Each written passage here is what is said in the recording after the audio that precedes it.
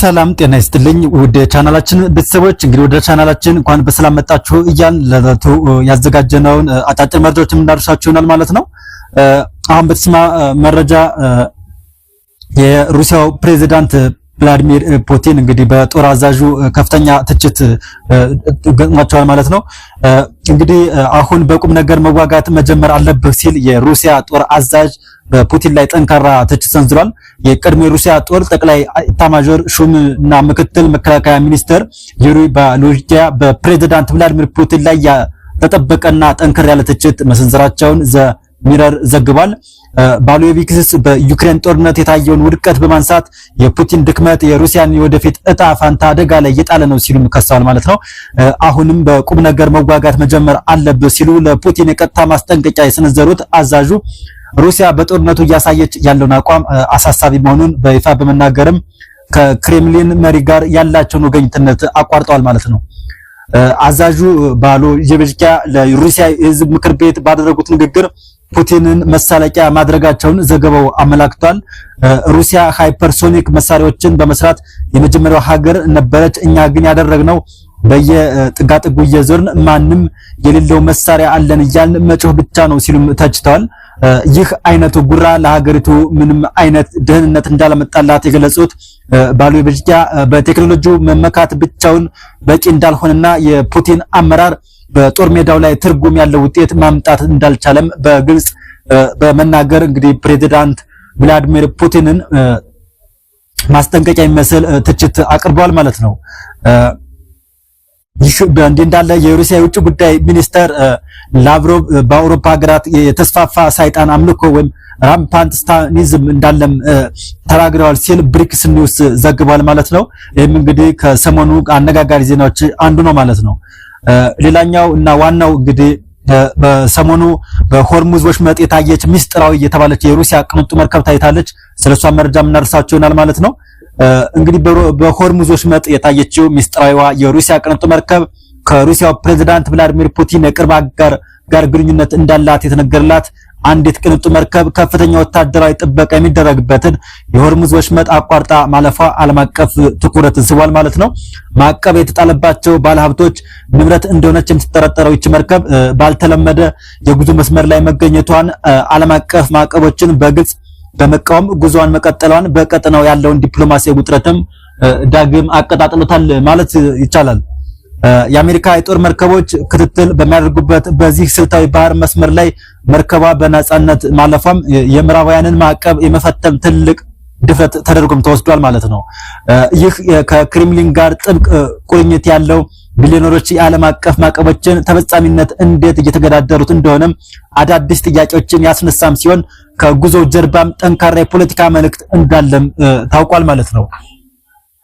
በአሁኑ ወቅት መርከቧ ቀጥሎ የምታርፍበት ወደብና ሊያጋጥሙ የሚችሉ የህግ እንቅፋቶች በቅርብ ክትትል እየተደረገባቸው እንደሚገኝም ታውቋል። ይህ ክስተትም በቀጠናው ያለውን ወታደራዊ ንቃት ከፍ እንዲል ያደረገም ሲሆን መርከቧ የያዘችው ሚስጥርና ቀጣይ መድረሻዋ በወቅታዊ የሩሲያና የምዕራባውያን ፍጥጫ ውስጥ አዲስ መነጋገሪያ አጀንዳ መሆኑ ቀጥሏል ማለት ነው። እንግዲህ እንደሚታወቀው ዩክሬንና ሩሲያ ጦርነትን በይፋ እያስተናገዱ እንደሚገኙ ይታወቃል። አመታትን አስቆጥረዋል።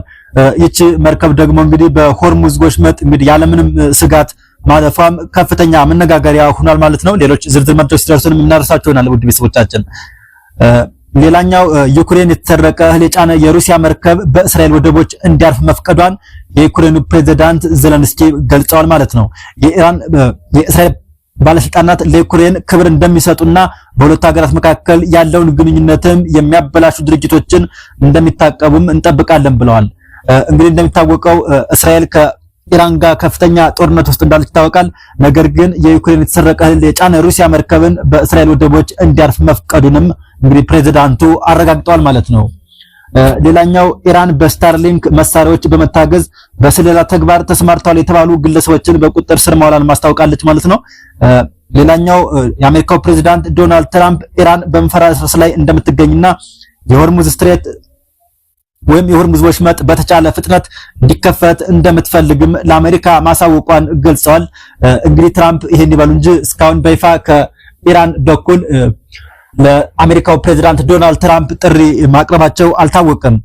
ምክንያቱም እንግዲህ ይህንን በድፍረት እውነት ይሆናል ብሎ መናገር ከባድ ነው። ምክንያቱም ከዚህ ቀደም የአሜሪካው ፕሬዝዳንት ዶናልድ ትራምፕ እስራኤል ኢራን ተሸንፋለች የሚል መግለጫንና ኢራን ለሰላም እጇን ሰጥታለች የሚል መግለጫዎችን ሰጥተው እንደነበረ እዚህ ቀደም እናስታውሳለን። ለድርድር እንደራደር እያሉ ደውሎልኛል ሲሉም ተስተውሏል። ነገር ግን በቅርቡም ሁለተኛ ዙር ድርድር ሊደረግ እንደነበርና ኢራንም ፈቃደኛ ባለመሆኗ የተነሳ ድርድሩ መቋረጡም ይታወሳል ማለት ነው። ስለዚህ ፕሬዝዳንት ትራምፕ በመፍረስ ላይ እንደምትገኝና የሆርሙዝ ስትሬት በተቻለ ፍጥነት እንዲከፈት እንደምትፈልግ ለአሜሪካ ማሳወቋን ገልጸዋል ማለት ነው። እንግዲህ በሳቸው አባባል እስካሁን ከኢራን በኩል የተገለጸ ነገር የለም። ውድ ቤተሰቦቻችን ሌላኛው አይሲሲ መዘጋት አለበት ሲሉም የእስራኤል ጠቅላይ ሚኒስትር ቤንጃሚን ኔታንያሁ አስታውቀዋል ማለት ነው። የእስራኤል ጠቅላይ ሚኒስትር ቤንጃሚን ኔታንያሁ ዓለም አቀፍ የወንጀል ፍርድ ቤት መዘጋት አለበት ብለዋል ማለት ነው። አይሲሲ በሙስና የተዘፈቀና በስነ ምግባር ጉድለት የተበላሸ አስቀያሚ ተቋም ነው፣ መዘጋት አለበት ብለዋል ማለት ነው። እንግዲህ እንደሚታወቀው አይሲሲ በ2024 ኔታንያሁ የጦር ወንጀል እኛ ናቸው በማለት የእስር ማዘዣ ማውጣቱና ክስ ማቅረቡ ይታወሳል። ይህም የሆነው እንግዲህ እስራኤል በጋዛ እያካሄደችው የሚገኘውን ወታደራዊ ዘመቻ ወይም ጦርነት እንግዲህ ህፃናት በሚሊዮን የሚቆጠሩ ህፃናትና በሚሊዮን የሚቆጠሩ ነዋሪዎች እንደተፈናቀሉና ግድያ እንደተፈጸመባቸው ይታወቃል። ይህን በማስከተልም እንግዲህ አይሲሲ በእስራኤሉ ጠቅላይ ሚኒስተር ቤንጃሚን ኔታንያሁ ላይ በዓለም አቀፍ ፍርድ እንዲቀርቡ ትዕዛዝ ማውጣቱና እስካሁን ድረስ ተግባራዊ እንዳልሆነ ይታወቃል። እንግዲህ እሳቸውም ደግሞ ያጸፋ ምላሽ በሚመስል መልኩም አይሲሲ መዘጋት አለበት ሲሉም ተስተውለዋል ማለት ነው። ሌላኛው ቻይና የሆርሙዝ ስሪት ወይም ስትሬትስ ኦፍ ሆርሙዝ የተዘጋው አሜሪካና እስራኤል በኢራን ላይ በሚያካሂዱት ህገወጥ ጦርነት ምክንያት ነው ስትልም ገልጻለች። እንግዲህ ቻይና አብዛኛውን ጊዜ ከኢራን ጎን እንደምትቆም ይገለጻል። ስለዚህ ቻይና አሜሪካና እስራኤል በኢራን ላይ ያካሄዱት ያለውን ዘመቻ እንግዲህ ቻይና በበኩሏ እንግዲህ ህገወጥ ስትል ኮናለች ማለት ነው። ይህም አሁን ላይ በቀጠናው እየተካሄደ የሚገኘውን ለሰላም ድርድር ይደረጋል አይደረግም የሚለውን እንግዲህ ከፍተኛ ውጥረት ውስጥ የሚከትም ሆኖ ተገኝቷል ማለት ነው።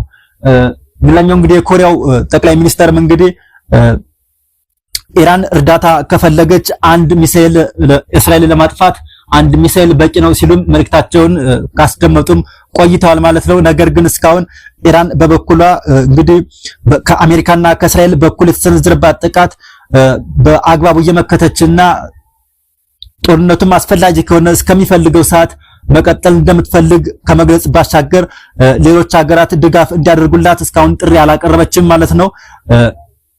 ነገር ግን እስካሁን ባለው ሁኔታ የተለያዩ ሀገራት የተለያዩ ግሮችን በመወከል ከተለያዩ ሀገራት ጎን በመቆም እንግዲህ ጦርነቱ ማብቂያ ይኖረዋል ተብሎ ከመታሰብ ይልቅ ቀጣይነት እንደሚኖረው እየተሰጋም ይገኛል ማለት ነው። እንግዲህ በሆርሙዝ በኩል ዋናው ጦርነት እየተካሄደ እንግዲህ የዋናው የጦርነት ማዕከል የሆነው ወይም ሽሚያ እየተደረገበት ያለ ማለት ነው የሆርሙዝን መስመር መዝጋት ነው። እስካሁን ባለን መረጃ መሰረት ኢራን በቁጥጥሯ ስር እንደሆነ ነው የምትገልጸው። አሜሪካ ደግሞ ከኢራን እጅ ለማስወጣት እየሞከረች እንደምትገኝ ታውቋል። ይህም እንግዲህ በሀገራችን ላይ ከፍተኛ ተጽዕኖ ጀምሯል ማለት ነው። ከነዳጅ ባለፈም በዕለታዊ ሸቀጣሸቀጥ ዋጋዎች ላይ ከፍተኛ ጭማሪ መስተዋሉም ታይቷል። ሰሞኑንም ሪፖርተር ይዞት በወጣው መረጃ መሰረት እንግዲህ ከቲማቲም እና ከሽንኩርት ጀምሮ ሳይቀር ጧት ላይ የነበረው ዋጋ ማታ ላይ ጨምሮ እንደሚገኝና ኢንፍሌሽኑም ከፍተኛ ንረት ላይ እንደሚገኝ ታውቋል ማለት ነው።